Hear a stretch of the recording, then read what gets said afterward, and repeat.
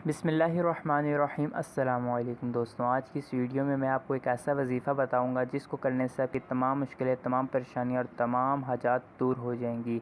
इस वजीफ़े को आपने कैसे करना है और कब तक करना है, इस वजीफ़े को जानने के लिए हमारी वीडियो को शुरू से लेकर एंड तक लाजमी देखिएगा और हमारे चैनल ऑफिशियल दुआ वजीफ़ा को सब्सक्राइब करके बेल आइकन पर ऑल का ऑप्शन भी सिलेक्ट कर लीजिए ताकि आपको हमारे मज़ीद आने वाली वीडियोस का नोटिफिकेशन मिल सके। तो चलें वीडियो को स्टार्ट करते हैं।